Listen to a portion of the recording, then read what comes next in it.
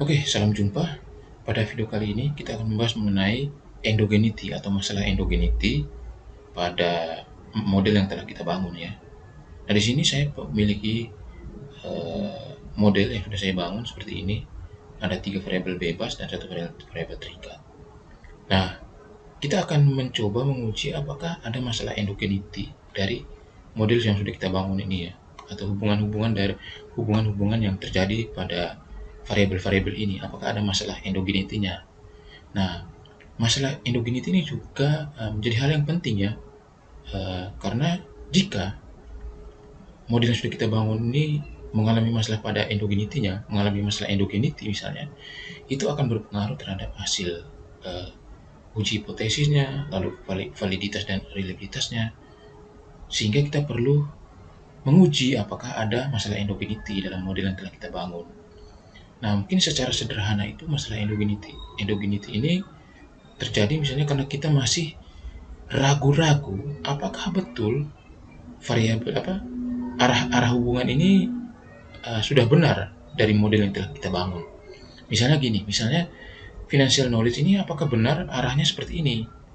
Dia ini memang arahnya berpengaruh terhadap keputusan investasi milenial, atau justru keputusan investasi milenial ini yang berpengaruh terhadap financial knowledge.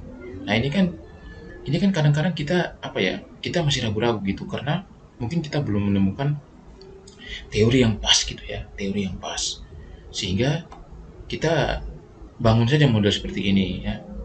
Nah, untuk itu ya kita perlu menguji masalah endogenity ini ya, sehingga benar-benar kita menghasilkan model yang terhindar dari masalah endogenity. Oke, untuk menguji masalah endogenity ini, itu kita menggunakan ini yang namanya fitur ini, Gaussian copula. Nih, Gaussian copula. Jadi kita akan menggunakan Gaussian copula ini untuk menguji apakah ada masalah endogenity ya dalam model yang sudah kita bangun ini ya. Nah, oleh karena itu ya saya akan pilih saja Gaussian copula. Nah, setelah saya klik Gaussian copula maka akan muncul seperti ini ya, gambarnya akan seperti ini. Nah, untuk mengujinya kita ada beberapa tahap ya. Yang pertama itu kita akan mengujinya satu persatu gitu ya, satu persatu arah hubungan ini ya. Misalnya dari financial knowledge ke keputusan investasi milenial, baru ke financial skill ke keputusan, lalu financial attitude ke keputusan. Jadi pertama-tama kita akan menguji satu persatu. Misalnya dari financial knowledge dulu terhadap keputusan investasi milenial.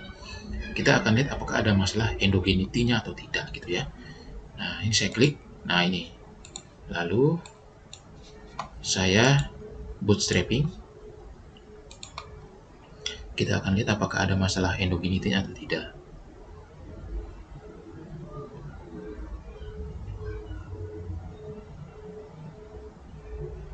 Nah, kita lihat di path coefficient-nya. Kita lihat yang terakhir ini GC, Gaussian copula, financial knowledge terhadap keputusan investasi milenial.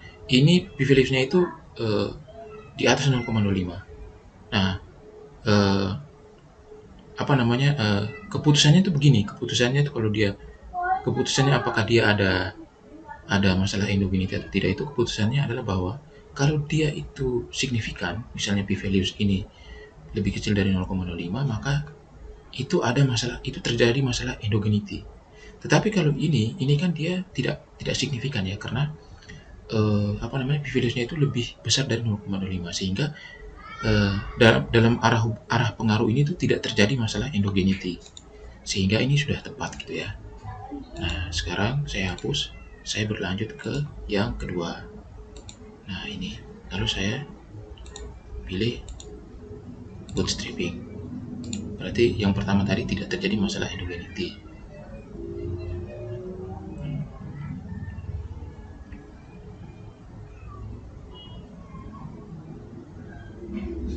Oke, lalu kita lihat apakah ada masalah endogenity.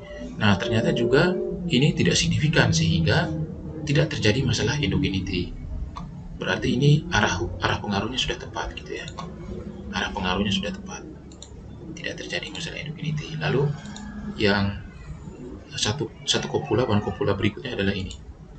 Oke, kita sampai ini kita one kopulanya.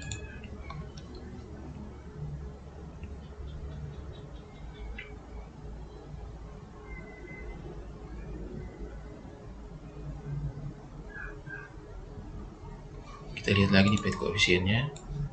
Ya, ini juga tidak signifikan sehingga tidak terjadi masalah endogenity ya. Berarti arahnya itu sudah benar. Nah, ini kalau untuk one copula. Sekarang kita beralih ke two copula. 1, 2 ya. Ini two copula. Oke, two copula. Bootstrapping.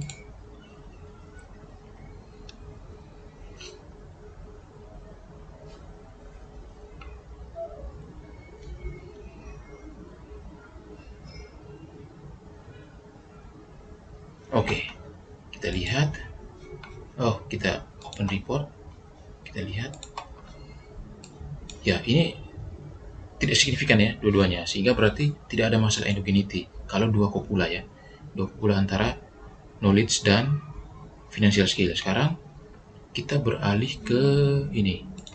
Kita beralih ke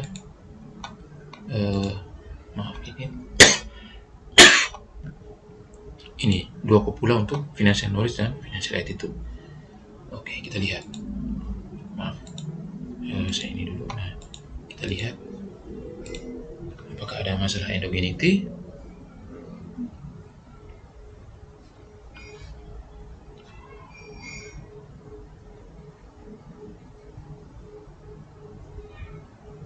Oke, kita lihat apakah ada masalah endogenity. Tidak juga, karena semuanya tidak signifikan sehingga tidak terjadi masalah endogenity. Oke, lalu dua copula berikutnya ya, two copula berikutnya adalah antara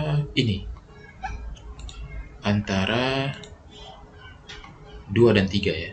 Ini financial skill dan financial attitude. Oke. Sudah, kita bootstrapping lagi.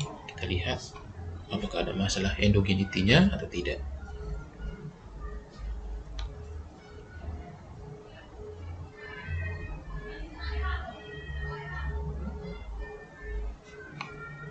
Nah, kita lihat ya, semuanya tidak signifikan, berarti tidak ada masalah endogenity.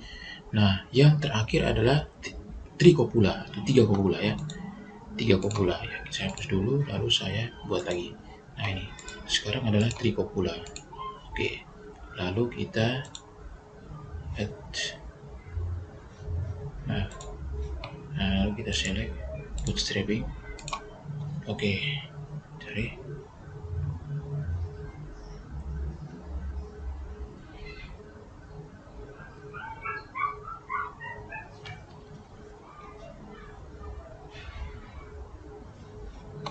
Nah, kita lihat hasilnya.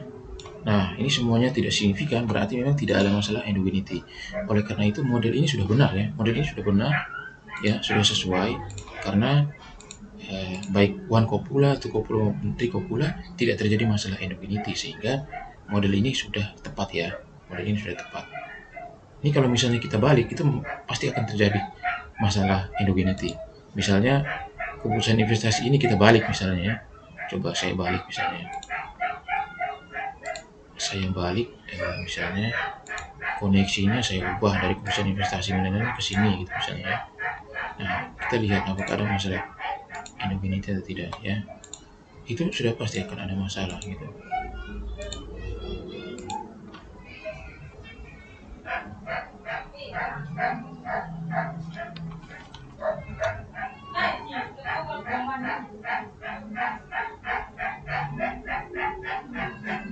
Nah, kita lihat ada hasilnya. Ya, benar kan?